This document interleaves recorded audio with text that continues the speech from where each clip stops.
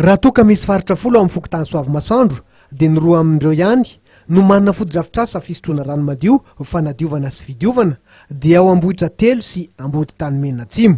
Rehefa tsy maraka intsony anefa izany fotodrafitrasa zany dia lasa ao amin'ny renirano Mamba no manao ny malotona ny mponina izay mahatratra 2 arivo ho any. Problème amin'izy io zany kely zany le fitoerany maloto eo amin'ny fositika. Dia rehefa misy le tondradrano sy ny cyclone reny dia akabetsan'le olona zany tondraka ty le toerana ty zany dia tsy manana WC le olona dia tsy maintsy io zany nampiasaina dia feno.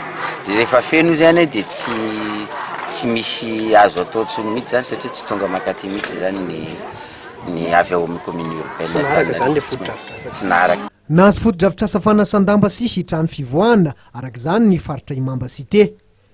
Io ny faritra fahatelo nahazo izany fotodrafitrasa zany ao amin'ny fokotany Soavimasoandro. Ny vondrona Filatex no nanolotra ny fotodrafitrasa. Nitokana tao amin'ny pombo ofisialy io maraina io ireo fotodrafitrasa vaovao teo anatrehan'ny manam-pahefana.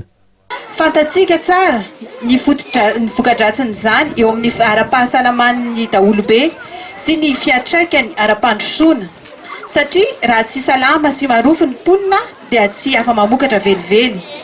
Noho ny fahatsapana izany rehetra izany sy ny fandresen-dahatra amin'ny mahazava-dehibe ny fanadiovana sy ny fidiovana eo amin'ny fiainana andavanandro ny fianakaviana ary rehefa nifandinika tamin'ny mponina ny vondrona Filatex nanatanteraka ny tokony omeny amin'ny fanolorana ireto toerana fanasan-damba sy toeram-pivoahana ireto ho an'ny mponiny Mamba.